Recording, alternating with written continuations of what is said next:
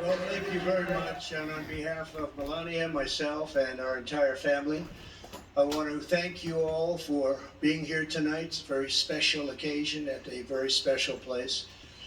You and all of those watching are the heart and soul of this incredible movement and greatest country in the history of the world. It's very simple.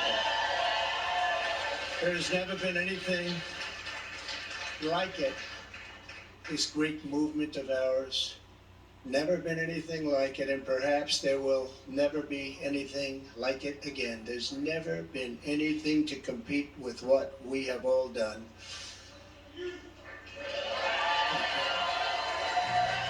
Ladies and gentlemen, distinguished guests, and my fellow citizens, America's comeback starts right now.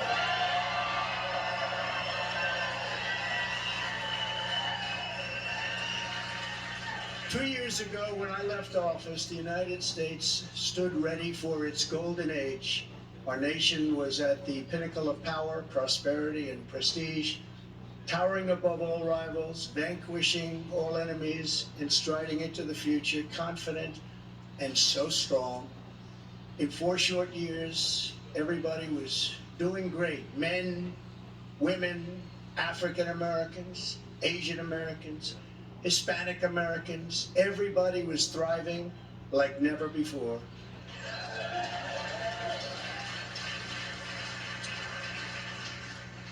There was never a time like this.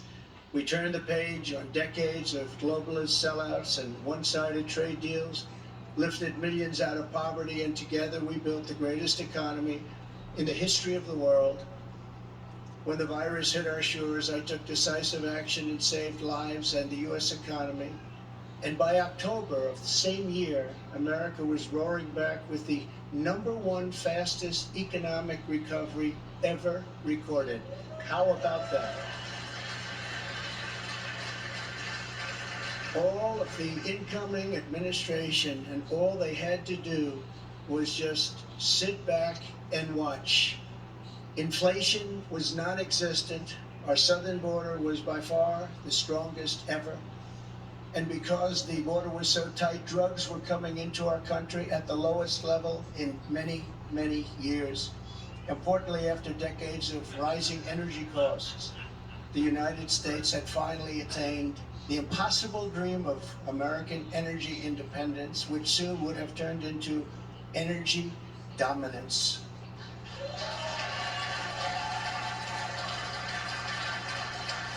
For the first time in memory, China was reeling and back on its heels. You've never seen that before, because the United States was outdoing them on every single front, and China was paying billions and billions of dollars in taxes and tariffs.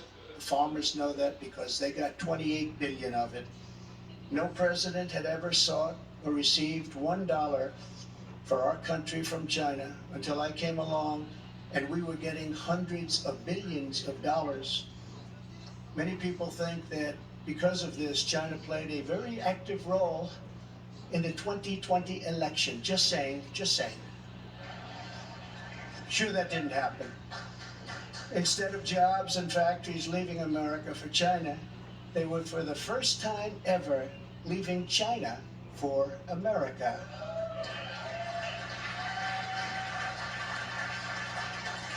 Businesses were pouring back because of our historic tax and regulation cuts, the biggest in both categories in history, bigger even than what Ronald Reagan was able to produce, and he produced a lot.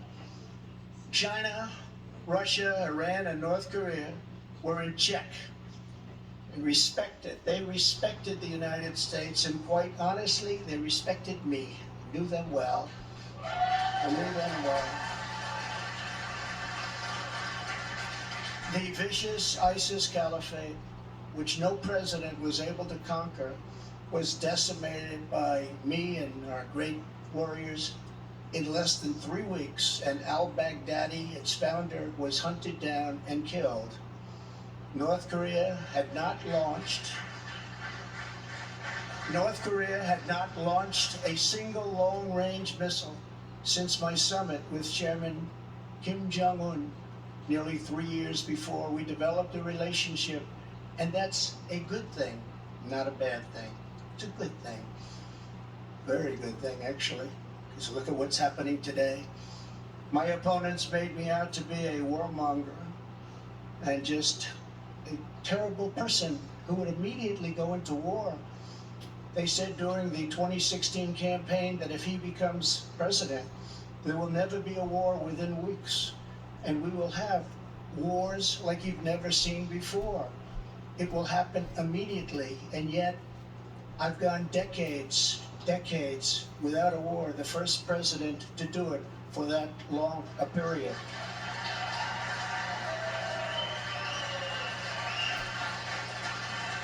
The world was at peace, America was prospering, and our country was on track for an amazing future because I made big promises to the American people, and unlike other presidents, I kept my promises. I kept them.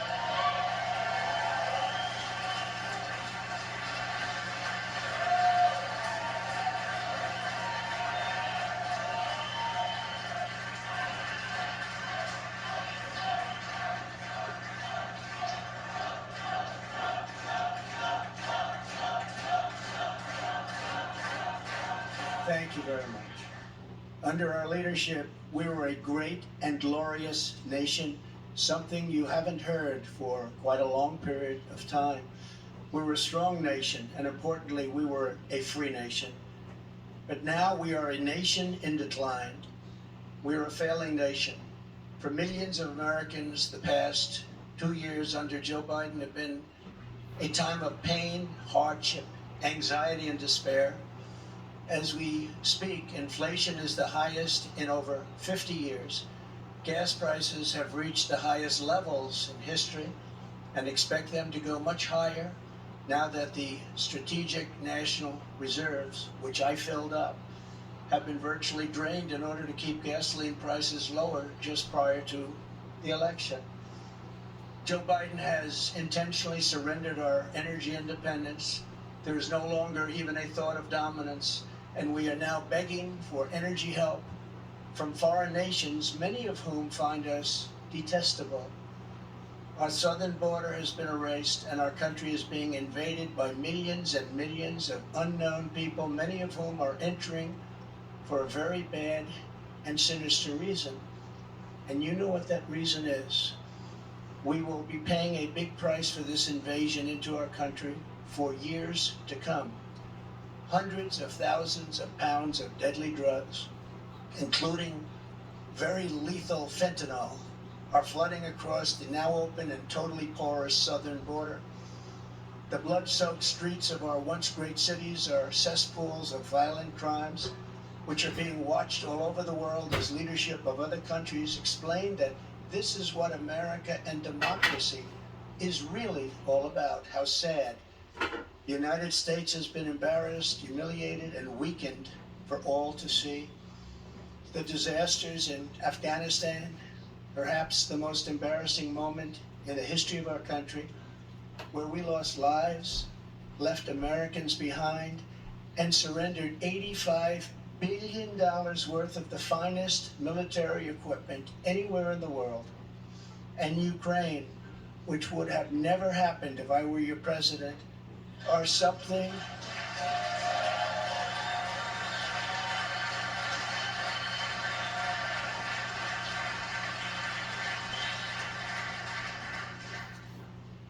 and even the Democrats admit that. That's something I've seen them admit over and over again. But our enemies are speaking of us with scorn and laughter and derision because of those two events. But there are many more. Even just today, a missile was sent in, probably by Russia, to Poland, 50 miles into Poland. And people are going absolutely wild and crazy, and they're not happy. They're very, very angry. Now we have a president who falls asleep at global conferences, was held in contempt by the British Parliament over Afghanistan, thanks to the words of wisdom, he said thank you to the wrong country for inviting him to a major summit on the environment of all things. They fly for days to get there, and then he calls the country a name that was actually a country on another continent. And he's leading us to the brink of nuclear war, a concept unimaginable just 2 short years ago. You cannot mention the nuclear word. It's too devastating. The Green New Deal and the environment, which they say may affect us in 300 years, is all that is talked about, and yet nuclear weapons, which would destroy the world immediately, are never even discussed as a major threat. Can you imagine? They say the ocean will rise 1/8 of an inch over the next 200 to 300 years. But don't worry about nuclear weapons that can take out entire countries with one shot. Something is wrong with their thinking. Under Biden and the radical Democrats, America has been mocked, derided, and brought to its knees, perhaps like never before. But we are here tonight to declare that it does not have to be this way.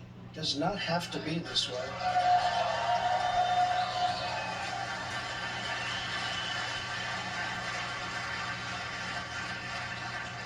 Two years ago, we were a great nation, and soon we will be a great nation again.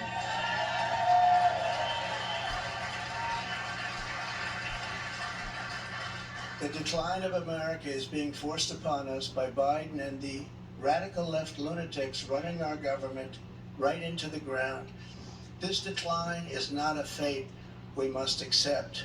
When given the choice, boldly, clearly, and directly, I believe the American people will overwhelmingly reject the left's platform of national ruin, and they will embrace our platform of national greatness and glory to America. Glory.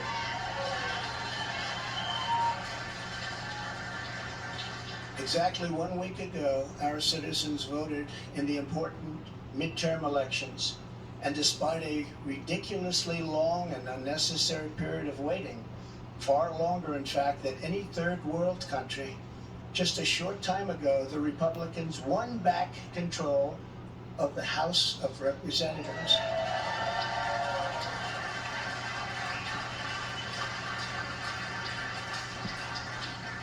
And it was with a great Trump-endorsed candidate, Congressman-elect Kevin Kiley, who is a fantastic person,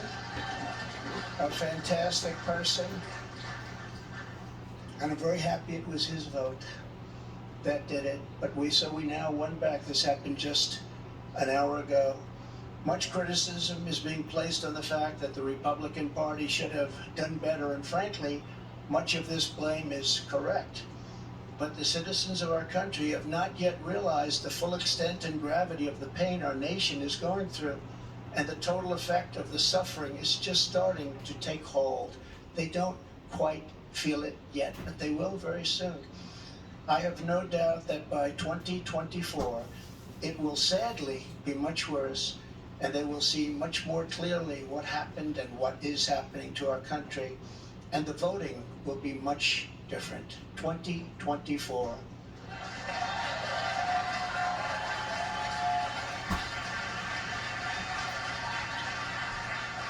Are you getting ready?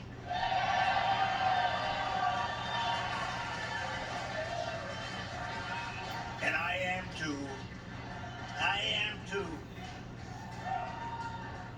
I do want to point out that in the midterms, my endorsement success rate was 232 wins and only 22 losses. You don't hear that from the media. And this is an elegant night and an elegant place, and I'm not going to use the term fake news media. So we're going to keep it very elegant. But you don't hear that from the media. But I think you will, because people are starting to see what happened. That's some score. And in the primaries was 98.6%. But they were still trying to blame me. And the reason for the success and that unprecedented success rate is that the Trump administration changed our nation on trade, on securing the border with the strongest, safest border ever in the history of our country, on Islamic terrorism. We had practically, just about, not that I can think of, no Islamic attacks, terrorist attacks during the Trump administration. And in fact, we got along very well with the various countries, including coming up with the Abraham Accords. It's a great thing, the Abraham Accords. But it's because of cutting taxes and cutting regulations at the highest level ever, and on building the greatest economy. Any time in the history of the world, there's never been an economy like we had just 2 years ago. Despite the outcome in the Senate, we cannot lose hope. And we must all work very hard for a gentleman and a great person named Herschel Walker, a fabulous human being who loves our country and will be a great United States Senator. Herschel Walker, get out and vote for Herschel, and he deserves give him some money. He was an incredible athlete. He'll be an even better senator. Get out and vote for Herschel Walker. We elected a group of incredibly talented America First leaders who will be stars of our party for many years to come. In the popular vote, another thing that's not discussed for the House, we must remember that Republicans won 5 million more votes, the largest margin in many, many years, over the Democrats. 5 million more votes. That's a big thing. Breaking the radical Democrats' grip on Congress was crucial. So in other words, because of our great congressmen and all of our great congressmen and congresswomen, we have taken over Congress. Nancy Pelosi has been fired. Isn't that?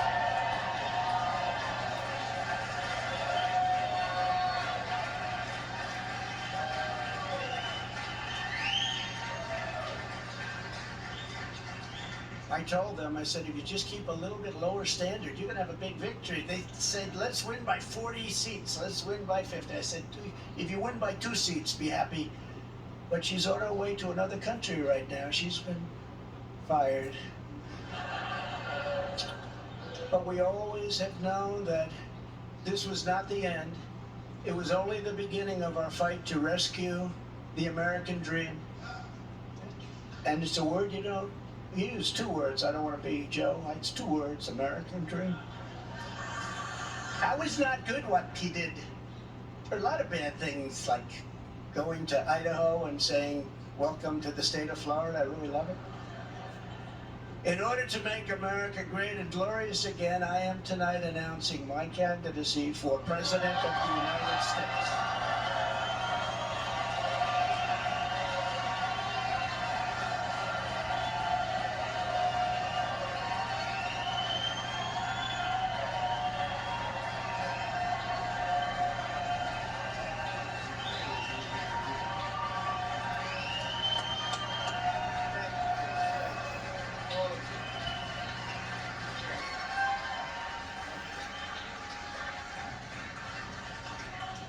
So many incredible friends and family here tonight. It's such a beautiful thing. Some people say, how do you speak before so many people all the time? When there's love in the room, it's really easy, if you want to know the truth. You ought to try it sometime. Together we will be taking on the most corrupt forces and entrenched interests imaginable. Our country is in a horrible state. We're in grave trouble. This is not a task for a politician or a conventional candidate. This is a task for a great movement that embodies the courage, confidence, and the spirit of the American people. This is a movement. This is not for any one individual. This is a job for tens of millions of proud people working together from all across the land and from all walks of life, young and old, black and white, Hispanic and Asian, many of whom we have brought together for the very, very first time. If you look at the numbers, if you look at what's happened with Hispanic, with African American, with Asian, and just look at what's happening, this is a party that has become much bigger, much stronger much more powerful, can do much more good for our country. This is a job for grandmothers and construction workers, firefighters, builders, teachers, doctors, and farmers who cannot stay quiet any longer. You can't stay quiet any longer. You're angry about what's happening to our country. Our country is being destroyed before your very eyes. It's a job for every aspiring young person and every hard-working parent, for every entrepreneur and underappreciated police officer who is ready to shout for safety in America. The police are being treated so badly. These are great people that can straighten out the crime. They're the ones that know how to do it. We have to give them back their respect and their dignity.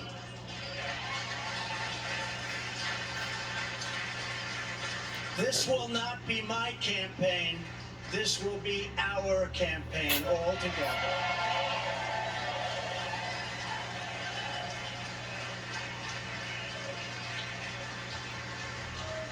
Because the only force strong enough to defeat the massive corruption we are up against is you, the American people. It's true. The American people, the greatest people on earth, we love them all. And we love both sides. We're going to bring people together. We're going to unify people. And it was happening in the previous administration, previous to the previous. And what was bringing them together was success. Prior to COVID coming in, the people were calling me, that were calling me. You wouldn't believe it. People that were so far left, I figured they'd never speak to me and I would never speak to them. But our success was so incredible, like never before. And then COVID started coming in from China. We call it the China virus. Some people call it other things, but it was devastating and we built it back and did an incredible job. But when people say Republicans or Democrats or liberals or conservatives, I say we can all get together. And we were doing that. That was happening just prior because the success was greater than this country has ever had. We were leapfrogging China and leapfrogging everybody else, and everybody wanted a piece of it.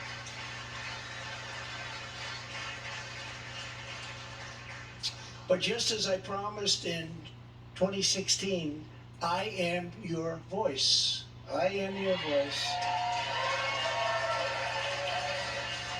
The Washington establishment wants to silence us, but we will not let them do that. What we have built together over the past 6 years is the greatest movement in history because it is not about politics. It's about our love for this great country, America, and we're not going to let it fail. Let millions of people in that don't love our country. I am running They can because run I across the believe border. the They world don't has not respect yet it. seen the true glory of what this nation can be. We have not reached that pinnacle, believe it or not. In fact, we can go very far. We're going to have to go far. First, we have to get out of this ditch. And once we're out, you'll see things that nobody imagined for any country. It's called the United States of America, and it's an incredible place. We are Americans, and we do not have to endure what has taken place in Washington, D.C. This is our country, our government, and the corridors of power, they're our corridors. They're not their corridors. These are our corridors. And we are coming to take those corridors back. So from now until Election Day in 2024, which will come very quickly, we'll go, look at how time flies. Look how fast it's all going. I will fight like no one has ever fought before. We will defeat the radical left Democrats that are trying to destroy our country from within, and likewise protect us all. We want to protect us. We have to be protected from all of those nations out there that are looking to destroy us from beyond our shores. There are lots of nations that hate us gravely. And that's the problem when they look at us in disarray like we are right now, when we go to them begging for oil and we have more liquid gold under our feet than they have or any other nation has, and we don't use it because we're going to them. It's crazy what's happening. We can't let it continue. Joe Biden is the face of left-wing failure and Washington corruption. He had a big G20 dinner tonight. Everybody flew over to wherever they flew over, and guess what? He never showed up. They're still looking for him. What's going on? G20, I used to love that. The leaders, they used to make deals for our country like you wouldn't believe. It was one, give me the next one, give me the next one. And we got them to stop taking advantage of our country. Every nation took advantage of our country. We renegotiated deals with Mexico and Canada, USMCA. We got rid of the worst trade deal ever made.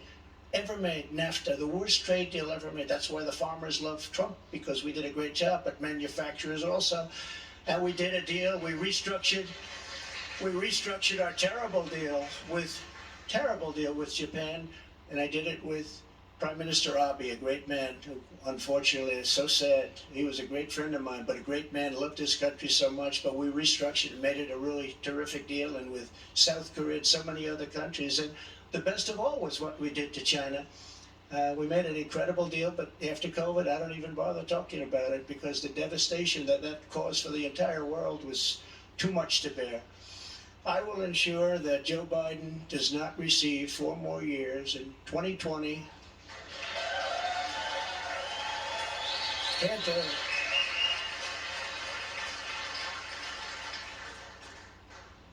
Our country could not take that.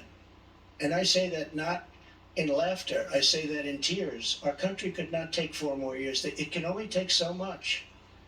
It's all very fragile to start off with. It can only take so much.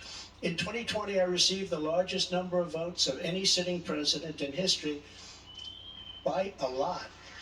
And we will do it again, but with even more votes this time.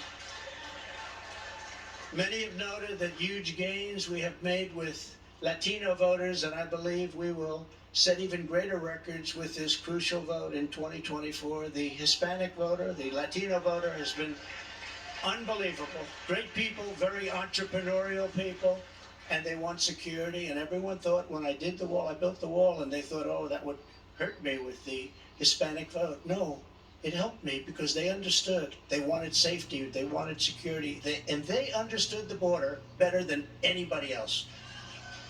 So they were amazed, and we started that trend, and now we're continuing with that trend. You look at what we've done in Florida, what everybody's doing now in Florida and Texas, along the border in Texas, won every single community. I won every single community. Governor of Texas called, great gentleman, just got reelected, and he said to me, I'd like to talk to you for a second. Why? He said, you've done something that nobody else has done. You've won every single area along the borders, the longest since Reconstruction. I said, Reconstruction? I guess you call that the Civil War? That's what I call it? That's what I call it. Governor Abbott, very good man, and he's working hard, but it's horrible because what's happening is they're just sending hundreds of thousands of people right through his state, right through Arizona, right through all of the states. What's happening is they're coming up all of the states. And we can't have it anymore. This campaign will be about issues, vision, and success, and we will not stop. We will not quit until we've achieved the highest goals and made our country greater than it has ever been before. And we can do that. We can do it.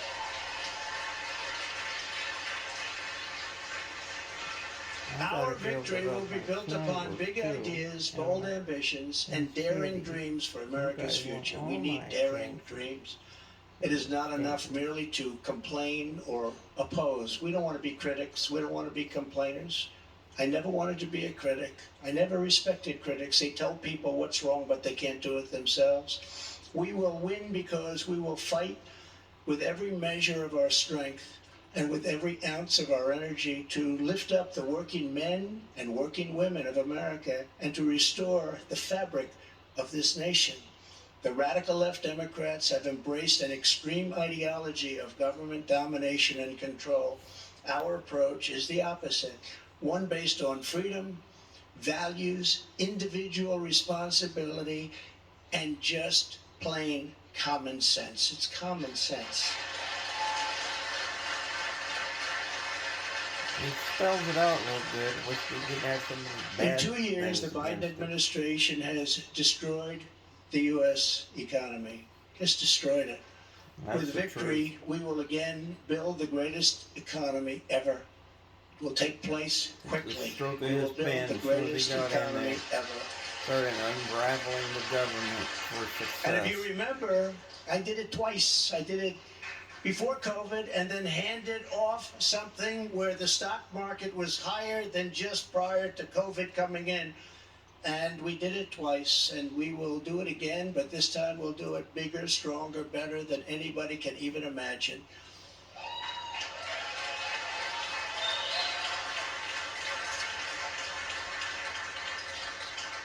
And one of the beautiful things of the pause, if there is such a thing as a beautiful thing, but one of the important factors of the pause is that we see how bad they've done. So we will be able to do it properly, and it will be much easier. Everybody will agree with us because everybody sees what a bad job has been done during this 2-year period, and it will be a 4-year period. Everybody sees that. It will be much easier for us to do what has to be done.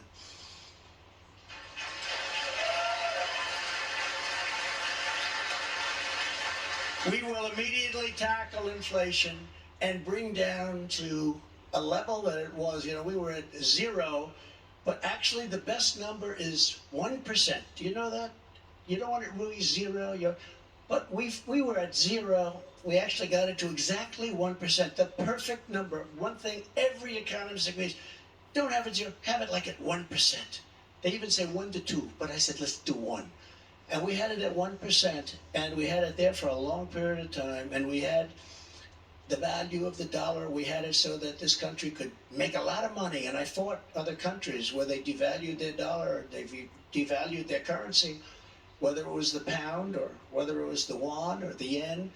And I used to fight like cats and dogs with the leaders of other countries because they were stealing from us. When they did that, they had artificial devaluations of their currency. It's a very important thing. I haven't even heard it mentioned in 2 years. That's a very important thing. It's very hard for us to compete when they do that artificially. And they had to pay a big price when they did it. And they never really did it for very long. I said, we're not going to do business with you anymore as a country. And they believed me. And they let it go back up.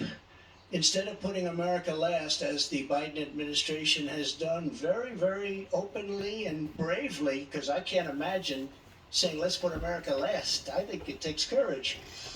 We will again put America first.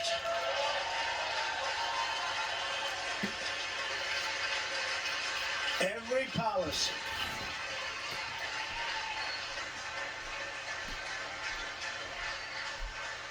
Thank you very much.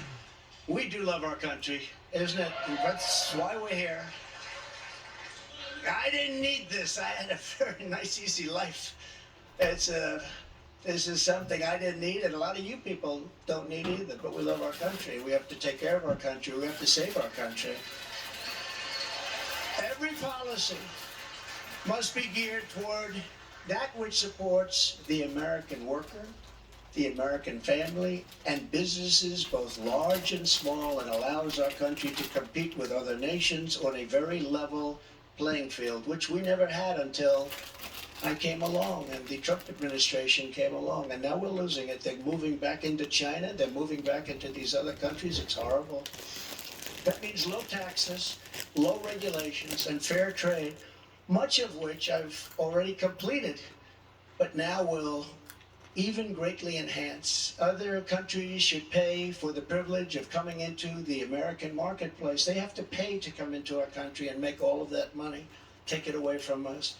And thanks to the Trump administration, still the best and the biggest country in the world is what we have. We have the best and the biggest. If you remember, for many years, you can look in your projection books, China was going to take over from us as the largest economy in the world in 2018 or 2019. I said, I don't like that timing.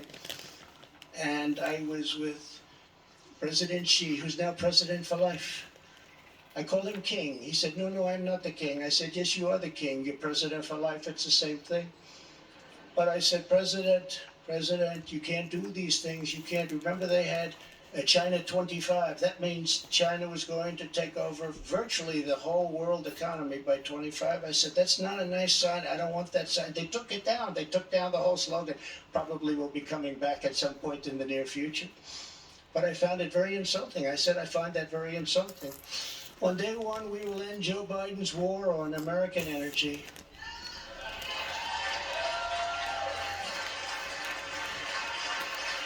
And you will see, when that happens, you will see energy costs come down. And because energy is so big and so important, you will see inflation dropping. You will see it come down. It's a thing of beauty.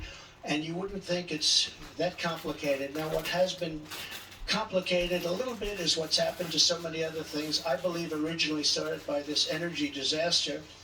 We were $1.87 a gallon for gasoline, and now it's hitting $5, $6, $7, and even $8, and it's going to go really bad.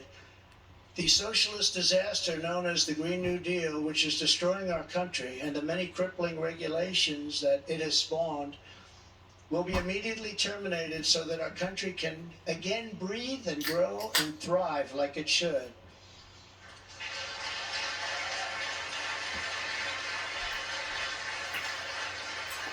Very, very much hurting our country. Germany tried it, Germany tried it.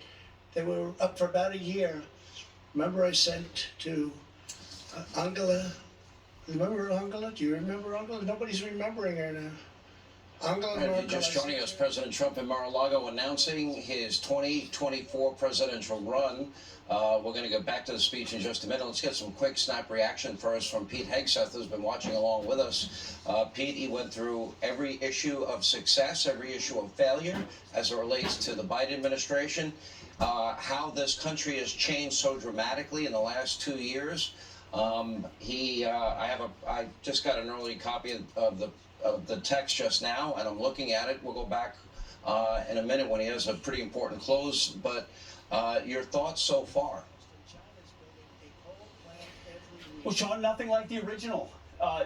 He went back to the themes that put him in the White House, from fair trade to borders to ending nonsense foreign wars to saying we, the people, have been ignored by Washington, D.C. It's a forward-looking speech that recognizes the disaster of the last 2 years. He said, as president, I delivered for you where other presidents have not. This looks like Trump in as good a form as you've ever seen him, sticking to the issues that matter to his voters, making the case to Republican primary voters that he's the guy to continue to be the standard bearer as the original that remade the party. There will be others, many of which leverage their association with Trump to get where they are, who will try to be like Trump. There's only one original who got to the White House and fought. And I think if he stays on message the way he did tonight, he's got a formidable case to make to a Republican electorate.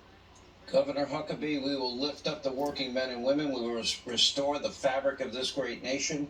We declare it does not have to be this way. America's comeback starts right now. I kept my promises. We are now a nation in decline. And Americans are suffering pain, hardship, anxiety, despair, and America has now become mocked, derided, and brought to its knees. Could you have imagined all this happening in 2 short years? Because I frankly couldn't. Sean, the construct of the speech is pitch perfect. If he keeps on like this tonight, he is unbeatable in 2024. Nobody can touch him. Not a Republican, not a Democrat. He stayed on message. One of the key things he said, this is not my campaign, this is our campaign.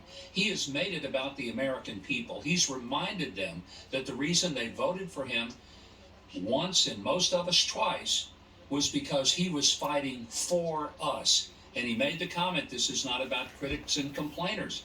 He's looking forward. I'm telling you, this was an absolutely brilliant speech, the best I've heard him give in a long time, and he stays on this message. I agree with Pete.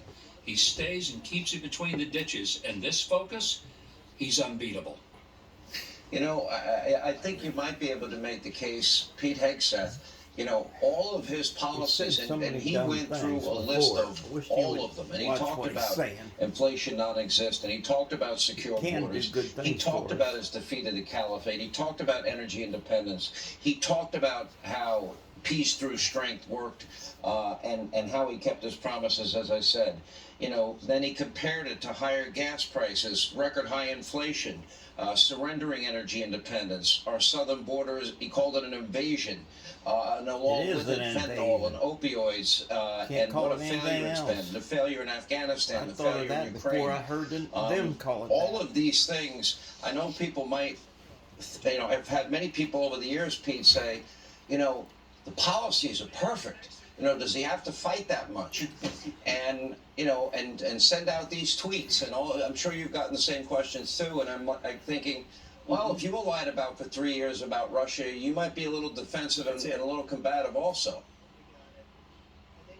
Well, Sean, he had to fight to get just on the debate stage on the Republican side to be the nominee. It was always a fight. And then from there, he was lied about. So he's had to be a fighter. He is the preeminent fighter for freedom, for America first of our generation. Absolutely no doubt about it. Then once he got there, to your point, Sean, he delivered on every prerogative any conservative, Republican, or America first supporter would have wanted. He said he would do it, and then he did it from the Supreme Court to the ISIS caliphate to energy dominance to taxes across the board. He was committed to it. He took the slings and arrows. They're even coming out tonight from media outlets. Right now, the headlines are pre-written about who Donald Trump is. He's taken those arrows on behalf of everyone else and delivered. If he reminds voters of that, stays disciplined on those tops, it makes it about us, about we the people, about they're coming after you. I'm just standing in the way. Those lines that he's made iconic. People will be reminded, despite the noise, of how good their life was because of the policies of Donald Trump, and pull the lever for him. It's not going to be easy to beat this guy. I agree with Governor Huckabee. He's at the top of his game, having had the results, making the case, and you can be riding a wave or have other arguments. The original is a flavor in and of itself, and you're seeing that tonight from Donald Trump. Full head of hair. Let me bring in Congressman Jim Jordan and Monica Crowley. Jim, you've always been a champion, a big supporter of Donald Trump. When you look at this Donald Trump tonight, a very serious, very powerful speech. This is Donald Trump, and it's game time for him. Yeah, you're exactly. I think Pete and the governor had it exactly right. This is our campaign. That is the key line, Sean. Sean, I think of the great coaches. The great coaches are the ones where their athletes know that coach puts their athletes' interests first.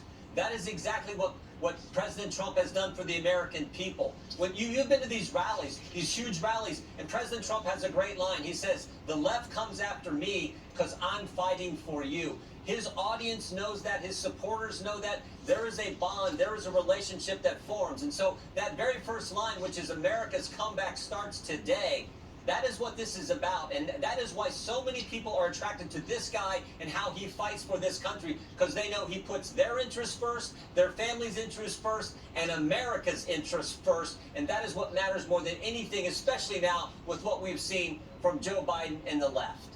And by the way, what an appropriate day. Congratulations, Jim Jordan. You are now officially going to be investigating a lot of things that have gone under the radar for the last number of years. Looking time for all of that. Monica Crowley, let's get your thoughts before we go back to the president. Yeah, isn't it remarkable, Sean and Jim, that on the same night President Trump files and announces for president, the Republicans secured the majority in the House of Representatives. Yeah. So, look, President Trump has taken a severe pounding over the last 7 years. I've never seen anything like it. It is a miracle that the man is still standing. And he's certainly taken a pounding over the last week or so after the midterms. But this man has always put the forgotten man and woman first. When he said that line tonight about this is not my campaign, this is our campaign altogether, it reminded me back in 2016 when Mrs. Clinton had a slogan that said, "I'm with her," and Trump turned around and said, "I'm with you." And that kind of fighting spirit for the American people, and it's not just a campaign promise anymore. He has a long track record of being president, actually delivering for the forgotten man and woman. That's the kind of thing he is resurrecting tonight. He has turned the page on 2020. This was a forward-looking address based on policy and principle and hope for delivering America out of this historic catastrophe known as the Biden presidency. Let's get some quick commentary from our friend Joe Concha and Leo And 2.0 the Terrell. shutdown Leo, that the I don't think there's a liberals bigger fan in the country of Donald instituted. Trump than you. I'm watching this president at this hour, and I'm seeing a guy that looks like he is dead on focus, that this is real. And you know, Sean, on your program 2 years ago, I came out on your program and told you my support for President Trump. First time I ever voted for a Republican. Why? You can see it tonight. He cares. He cares about the American people, and the American people resonate towards Trump. This is what he has that the other candidates will never obtain. The ability to draw in the crowd because they trust him, and he has a record to run on.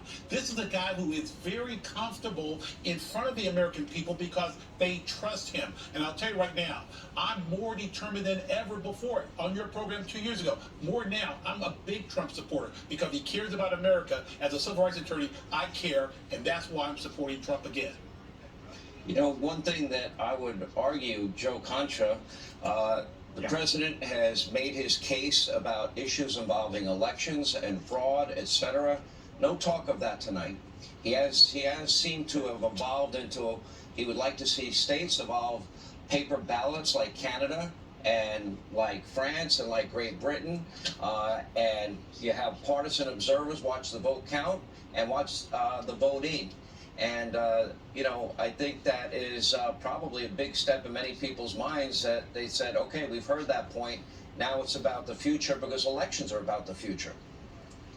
That's correct. The tone was the right one here, Sean, no question. It felt more like a State of the Union address and less like a rally speech. Donald Trump tonight largely stuck to the issues, all the crises that are ailing this country, and it was discipline. He was largely positive in terms of his vision. Sure, he took a couple shots at Joe Biden, but it was benign stuff in Trump terms. And it reminded those watching of his various accomplishments as president. He outlined a bold contrast with what the Biden administration had done and how it's performed in terms of inflation, crime, the border, energy independence, foreign policy, and compared it to where things were when he was president. It was also about, as you said, what he didn't say. No talk about stolen elections or 2020. He didn't attack or insult any of his potential opponents in the Republican primary, whether that be Governor Ron DeSantis, Florida, Governor Glenn Youngkin, Virginia. That is smart. So this felt more like an address to the joint session of Congress. It sounded presidential, and I think it probably surprised more than a few folks that he went about it this way. If he continues to do this and sticks to the issues, it's going to be a very interesting primary and general election. 721 days away, Sean. I looked it up before we came on, until Election Day 2024. You know, Leo, if Donald Trump, I would argue his wheelhouse is when he is talking about the forgotten men and women in this country. And the forgotten men and women in this country have suffered under the Biden New Green Deal socialist agenda, and that is the message, frankly, that the entire Republican Party needs to take. I'm going to go back to the speech, though, but I'll give you the last 15 seconds here. Well, thank you, Sean. And I'll tell you right now, those people were a lot Blue different. ribbon. I refuse to create them anymore. It was just a joke. It was New York people wanting to be on a committee for publicity reasons. No more blue ribbon committees. That's the only way you're going to solve the problem. And I hope politicians are listening, because they should do it quickly. Joe Biden has also proven that he is committed to indoctrinating our children, even using the Department of Justice against parents who object. It's a terrible thing. It's so sad what's happening. When I'm in the White House, our schools will cease pushing critical race theory, as they were. Radical civics and gender insanity, or if they do that, they will lose all federal funding, but we'll get them to stay. And I will be the president who finally fixes education in America. We were doing great. we were starting to really get We it should right. all be We will Americans, not not let men, separate as an ourselves by example, gender or participate in women's race. sports. Is that okay? We should all be Americans, no not men. separate No ourselves men. and make everybody so different from each other.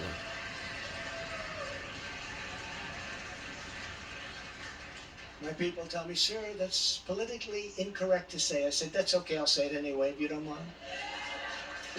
We've had tremendous problems, and you know, it's very unfair to women, just very, very unfair. We will defend the rights of parents, and we will defend the family as the center of American life. But who would think, standing up here 10 years ago, 15 years ago, that a politician, and I don't like to think of myself as a politician, but I guess that's what I am. I hate that thought. But that a politician would be up saying, we will defend parental rights. Of course you're going to defend it. Who would think that we even have to mention this? Who would think it even should be a subject to be talked about? We have to defend parental rights. Can you believe this? It takes a village to raise a child. Oh, I hated that. I will get Biden's bat. radical left ideology out of our military, and I did. I did. And in the first day, they put it back. They signed an executive order, and they put it back. It was gone. We will abolish every Biden COVID mandate and rehire every patriot who was fired from our military with an apology and full back pay. I was hoping they'd say that. I thought that before. If Republicans got in there, reinstate those people. They were good people that our military lost. And they deserve an apology, and they deserve full back pay, and they'll get it. And unlike Biden possibly getting us into World War III, which can seriously happen, I will keep America out of foolish and unnecessary foreign wars, just as I did for 4 straight years. We will again have peace through strength. That's all it is. As events overseas Build up our have military. shown, Big to stick protect our that you don't people have to from use. the unthinkable threat of nuclear weapons and hypersonic missiles, the United States must also build a state-of-the-art, next-generation missile defense shield. We need it. The power of these missiles and the power of a word that I refuse to say, nuclear. We have to have it. We need a defense shield. And we have to do it, and we actually have the technology, and we're going to build it. Just as I rebuilt our military, I will get this done. I rebuilt our entire military, which nobody talks about. When I got there, we had jet fighters that were 48 years old. We had bombers that were 60 years old. We had bombers where their grandfathers flew them when they were new. And now the grandchild is flying the bomber, but not anymore. But as I've said before, the gravest threats to our civilization are not from abroad, but from within. None is greater than the weaponization of the justice system, the FBI and the DOJ. That's the We truth. must conduct a top-to-bottom overhaul to clean out the Go after festering rot and Republicans. corruption of Washington, D.C. Single out people because they don't like their politics. People ought to be having fits about that. The Democrats don't mind it.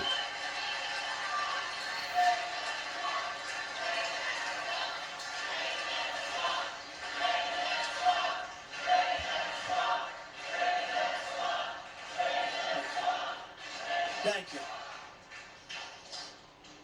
And I'm a victim, I will tell you.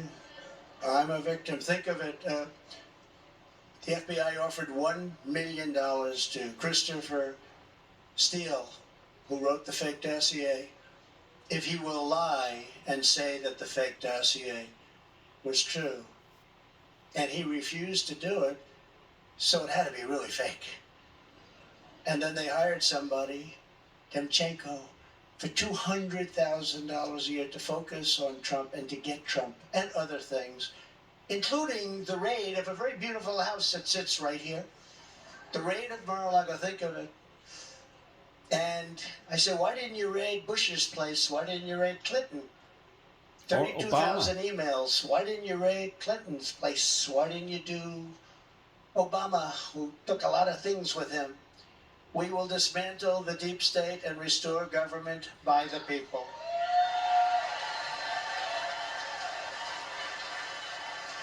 To further drain the swamp, I will push for a constitutional amendment to impose term limits on members of Congress. It's time. It's time.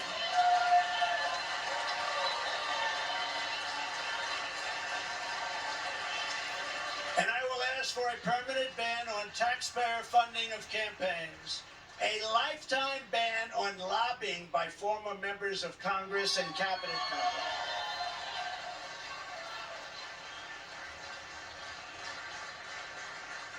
Now I see what they make. They leave the White House or they leave Congress and they're paid millions and millions and millions of dollars a year.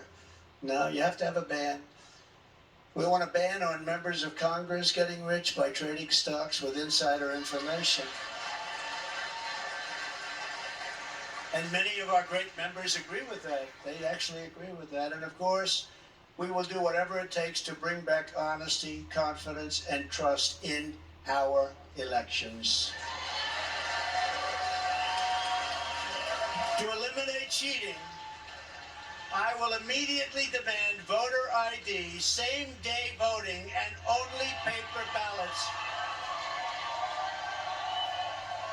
All right, the president announcing that he is running for president for 2024. We'll have continuing coverage on the Fox News channel. Let not your heart be troubled. Laura takes it from here.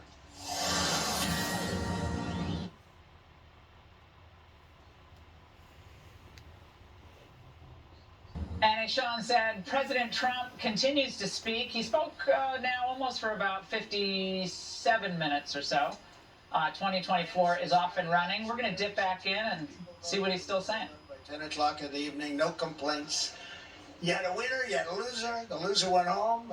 The winner, he's a friend of mine, nice guy. But he was happy, but there was no complaints. And if there is a complaint, you check it out and you can fix it very easily. You can find out what's going on. No, paper ballots, same-day voting, voter ID, so simple. And we want all votes counted by election night.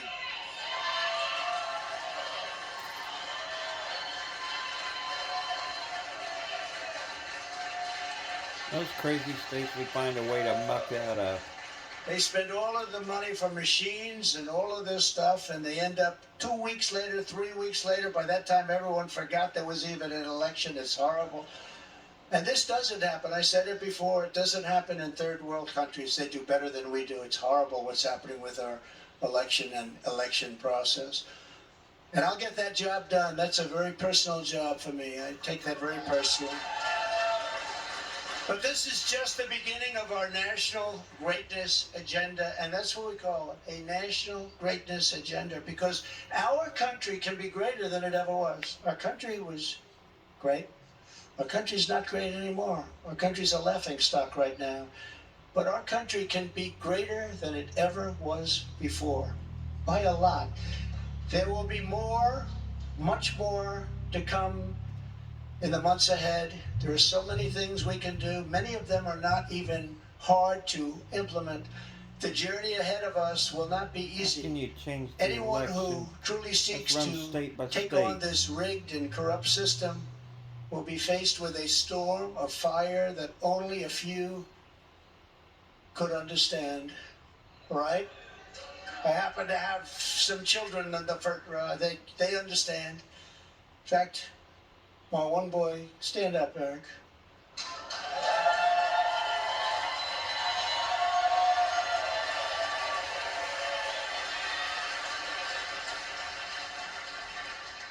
I think he got more subpoenas than any man in the history of our country. So unfair. Al Capone, you all heard of the great gangster? Al Capone got far less. Billy the Kid got almost done. Jesse James, no. Eric Trump got more subpoenas. Now we're going to go back to former President Trump when news warrants. Just 1 week after the 2022 midterms, And look at this, we're already gearing up for 2024. So let's play the moment where former President Trump officially announced his third run for the White House. In order to make America great and glorious again, I am tonight announcing my candidacy for President of the United States. This will not be my campaign. This will be our campaign all together. And he officially filed his 2024 candidacy with the Federal Election Commission just minutes before his remarks, ones in which he touted his previous successes without much of his usual ad-libbing flair. We turned the page on decades of globalist sellouts and one-sided trade deals, lifted millions out of poverty, and together we built the greatest economy in the history of the world. For the first time in memory, China was reeling and back on its heels. You've never seen that before. The first president to do it for that long a period.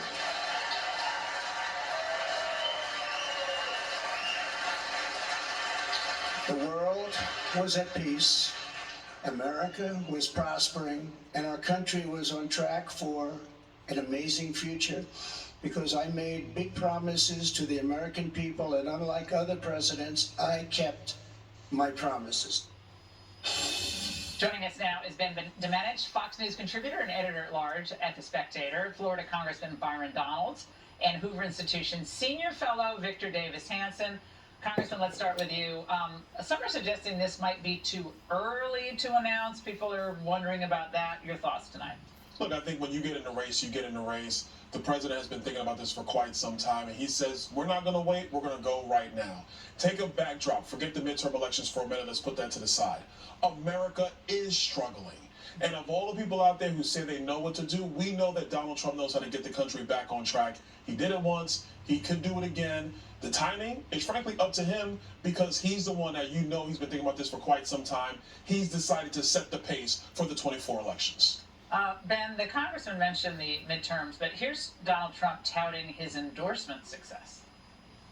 I do want to point out that in the midterms, my endorsement success rate was 232 wins and only 22 losses. We elected a group of incredibly talented America First leaders who will be stars of our party for many years to come. Ben, those numbers, I believe, are correct. Obviously, some high-profile losses as well that people tend to focus on. Will voters buy that?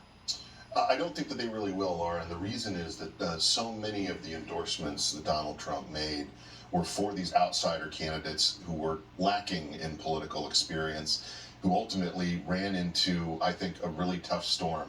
So many different things that went against them, expensive primaries, not having enough money to be on air earlier, infighting between the different Republican leadership within these Senate fights in particular.